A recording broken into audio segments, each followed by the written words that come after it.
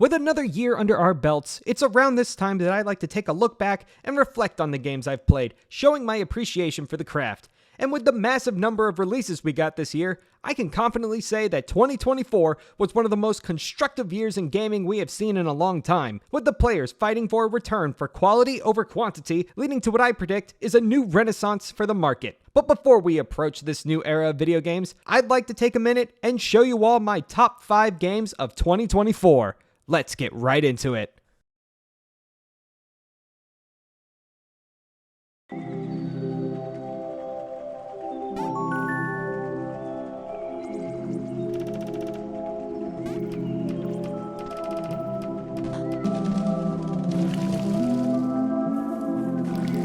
This game had a larger impact in the gaming space than the creator could have ever anticipated. Animal Well is the first title ever to be published by Donkey's publishing company, Big Mode, and with its release, it immediately became an overnight sensation, with every right too. This game is incredible. Never before have I seen such simplistic mechanics be so masterfully woven together with a densely atmospheric world. With every puzzle solved and room discovered, Animal Well takes you on a deep dark adventure filled with beautiful pixel art, immersive sound design, and frisbee surfing.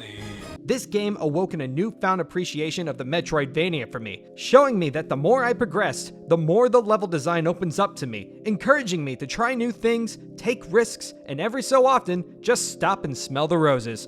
With the release of this title, I hope it opens the door to more enthusiastic publishing companies, willing to take risks on the smaller creators, so we can continue to have gems like this.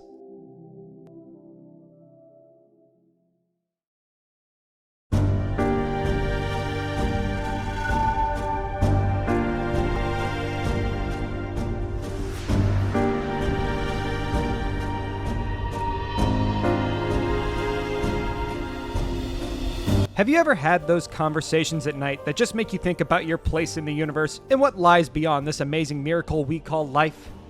Sorry to just get deep like that out of the blue, but that's the trance that Death's Door put me through after playing it. And before you start typing in the comments, Ender, this game did not come out in 2024. I know, but this year was the first time I had the pleasure of playing it. And if you watch my past yearly wrap-ups, there's always a title or two that gets mentioned that was not released in the current year. It's just my way of showing appreciation to the games that really affected me during this year. Back to the game. Death's Door is a top-down adventure game that has you play as a crow who is in the reaping profession, tasked with collecting the souls of creatures whose time has come, whether they like it or not. After an assignment gone wrong, you need to collect 3 powerful souls to unlock Death's Door, exploring many vibrant locales, each having their own themes and mechanics associated with them, with room for backtracking as you collect more tools. Another core aspect of its gameplay is its combat, with incredible boss fights.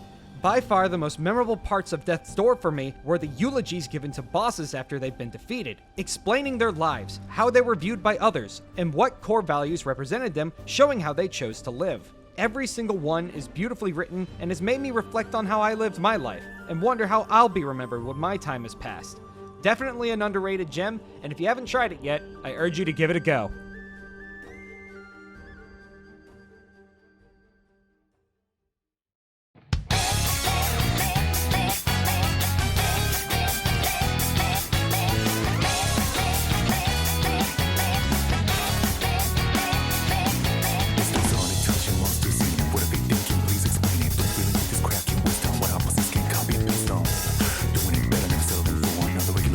One of the most common trends in the gaming space these days is taking older classics and rebuilding them from the ground up. With technological improvements, we can now see the true vision of these classic games while also exposing newer generations of gamers to these titles that they may have missed out on or were not around to see. And Persona 3 Reload is a shining example on how to do a remake.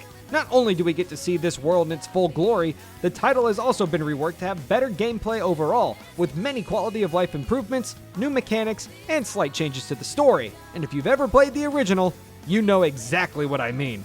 Not to mention the incredible soundtrack, with all new music and remasters of the Persona 3 OST.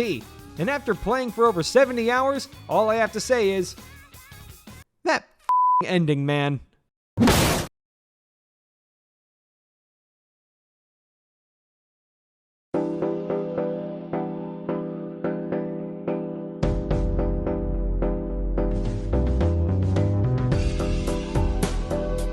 This game, man.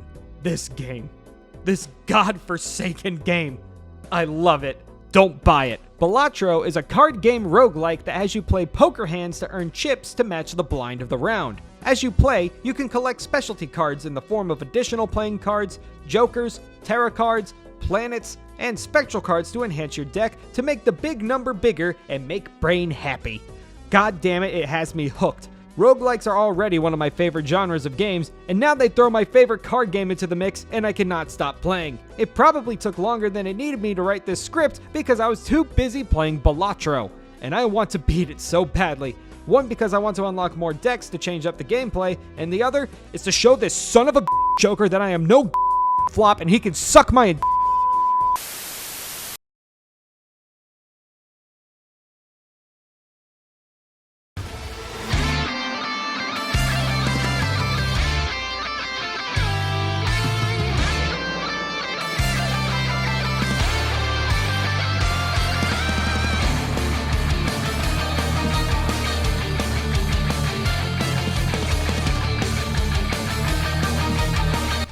what can I say? I'm a simple man with a healthy amount of nostalgia and a love for blowing up. Dragon Ball Sparking Zero was the game I was begging for over a decade. A brand new Budokai Tenkaichi game with new characters, new transformations, and updated graphics. And my god, we got all of that and more. I cannot express how happy this game made me. The voice acting from all my favorite characters, how incredible the finishing moves look, and how fun it is to learn and master the combat. The episode mode provided a bunch of what-if paths, showing tons of scenarios that were either really cool or so charmingly cringy you just couldn't help but smile. I'm looking at you, Gohan Black. I love it. I love it so dang much. And I understand completely if this was not your game of the year. But to me, and the younger version of myself watching Goku turn Super Saiyan for the first time, we simply could not resist putting this title at the top of my list. Thank you all so much for watching, both this video and any other video I may have put out this year.